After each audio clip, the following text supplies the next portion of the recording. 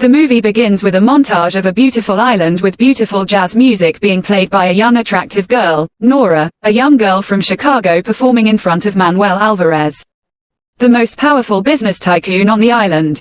Impressed with her performance, Manuel offers her a job at his club to perform exclusively for him, and in return, he offers to pay her 3 times what she makes in Chicago. Nora is flattered and she wonders about his proposition while Akeem, a bartender who has been working for Manuel for 2 months, accidentally spills a glass of wine on her clothes. Akeem quickly apologizes and Nora tells him it was not his fault.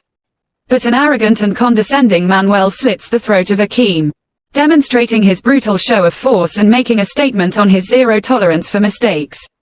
Nora, left with no choice after what she saw happen to Akeem, agrees with Manuel's proposition. Back in Los Angeles police officer Mark Etheridge and his chatty partner Phil are on an undercover mission engaging with some drug dealers. The mission was a success and they made a successful drug bust. While Mark is making a joke about his partner, he gets a call from his hometown. It was about his younger brother, Akeem.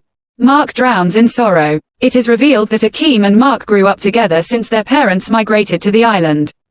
The two were very close right up until a personal tragedy caused Mark to move to Los Angeles 7 years ago. The reason Mark left the island was the pain of losing his unborn daughter. While he was married to his ex-wife Akila, now he has to go back to his home for an unfortunate reason. Mark comes back to the island and attends the funeral of Akeem. After the funeral, he has a heart-to-heart with his mother, Yvonne. They reminisce about Akeem while going through his stuff. Mark asks his mother about what happened and she tells him his brother was doing well and staying out of trouble. Mark sounds surprised when she says trouble since he knows the island to be a peaceful place. She informs him that things have not been the same on the island since he left. Mark promises Yvonne to find out who did this to his brother. But in the wake of losing one son, Yvonne begs Mark not to do anything bad.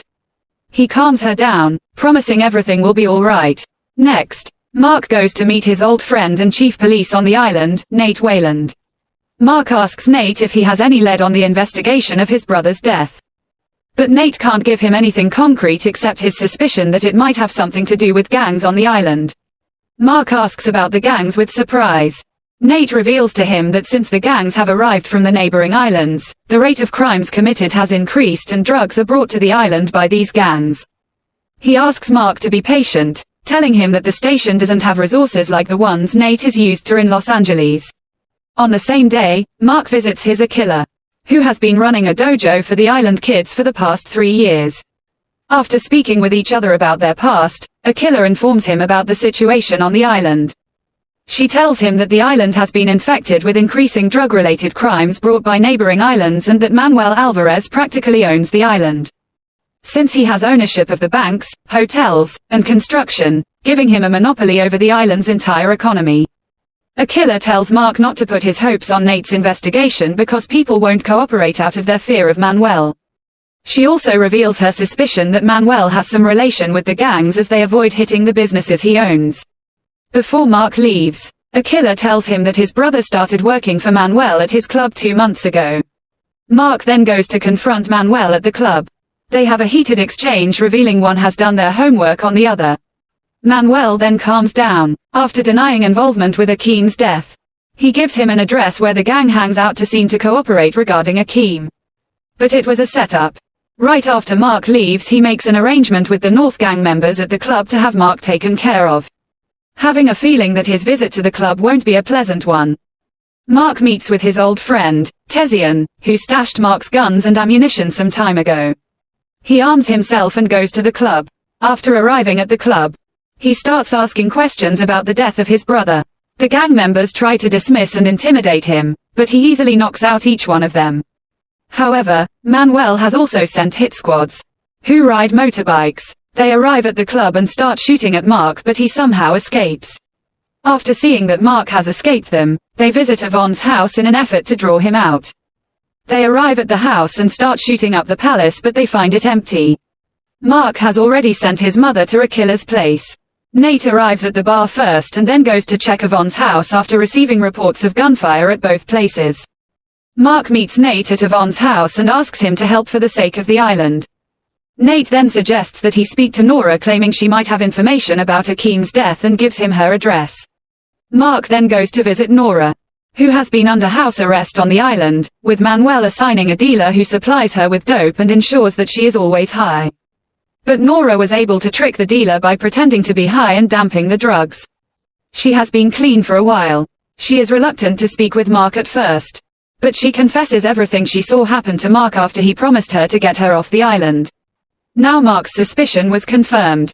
As promised, he entrusts Nate with Nora's safety and asks his partner Phil to arrange a safe house for her in Miami. Before taking Nora to safety, Nate asks Mark to entertain the idea of arresting Manuel and using Nora as a witness in court. But Mark argues against going to court, implying that the case won't even make it to court. Meanwhile, the angry Manuel confronts the hit squad. One of the members tried to spare their life by giving him the photo of a killer which he picked up from her house. But the ruthless Manuel kills all the members of the hit squad mercilessly. Then, he calls for reinforcement from his associates in the Colombian cartel. Armed with submachine guns, the cartel's men search a killer's dojo first, but when they find it empty they proceed to attack her house. Mark had already arrived at the house and told Yvonne about how her son was killed. Yvonne breaks down. They take her into the house to console her. Mark sees the men with their car and alerts a killer and his mother. After arming himself and a killer, he leads them through the back of the house and into the forest. The cartel's men followed them. Mark and a killer engage in a gunfight and manage to shoot and kill 2 of the cartel's men. While the cartel's men are escaping, they are engaged in a shootout with Nate, who came to the house after receiving a message from Mark. But they manage to escape. Nate calls Mark and they set a rendezvous point after Mark informs him of their safety. Manuel, on the other hand, goes to search for Nora with the drug dealer in the room she used to stay in. He finds the house empty. Then, he murders the dealer after seeing empty bags of coke, thinking he didn't supply her well. Now, with the only witness who can link him to the murders gone, Manuel is getting desperate as he stands to lose everything. He orders his right-hand man to do whatever it takes to end this investigation. Back at the police station, Nate arranges all the evidence he has at his disposal. Realizing he might not live to see how things end, he entrusts all the evidence he has to a priest in the local church. Mark goes to Tessim, planning to leave Yvonne and a killer with his childhood friend. But contrary to his plan, a killer refuses to stay with Tessian. She firmly expresses her desire to fight for the island and they leave together.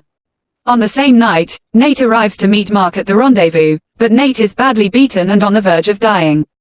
Alvarez's right-hand man and the cartel operatives were tracking Nate. While Mark was hung up on his dying friend, they opened fire and engaged in a brief shootout. This time their tactic works and they end up abducting a killer. A devastated Mark holds Nate in his final moments and consoles him by reminding him of fun childhood memories of Nate, Akem, and himself. The next morning, an angry Mark goes to church and tells them that Manuel has kidnapped a killer and killed Nate, their chief of police. He asks for their information regarding the location of his wife. This riles up the community. After the service is complete, the priest of the church gives Mark an envelope that contains Nate's evidence and research, including an ongoing money laundering case file against Manuel Alvarez. Mark then goes to the police and declares to the policemen working there that he has assigned himself to be acting chief of police. He gives them an assignment to get word out to the whole island that he will be waiting for Manuel at the station and while he is examining Nate's evidence. He is unexpectedly joined by his partner Phil, who had decided to help him face Alvarez. As luck would have it, 2 island kids spot the right hand of Manuel at an old abandoned hotel. They inform Mark about it and he realizes it is the most ideal place to hold a killer. That night, Alvarez gets a phone call from Manuel and proposes to trade a killer for Nora. Mark agrees and they set a meeting spot. He then calls Phil and tells him to assemble a team and rescue a killer while he goes to meet Manuel. The next day Mark goes to meet Manuel at the place they agreed. He was in communication with Phil. He stalls Manuel long enough for Phil and his team to rescue a killer. He then gets confirmation from Phil telling him that a killer was safe, which prompts him to tell Manuel that he is defeated and all of his men are dead. After realizing he is left alone, Manuel orders his right-hand man to kill Mark. But Mark quickly disables his gun and knocks him to the ground. As the man was about to shoot Mark in the back, Tessian, who is now accompanied by most of the village with guns, shot and killed the man. Tessian wants to shoot Manuel, but Mark proposes a duel between the two of them. They engage in physical combat. Mark uses his hand-to-hand combat skills, while Manuel uses his knife to try and stab him. Mark defeats him in a humiliating manner and proceeds to stab him to death in the same manner he previously killed his brother. The island is now free from the crutches of Manel and his evil empire. Finally, Mark and Akilla are now sitting on a beach and enjoying themselves. Mark puts a ring on Akilla's finger, signifying they are back together. The movie ends with Mark and Akilla laughing at Phil's funny antics.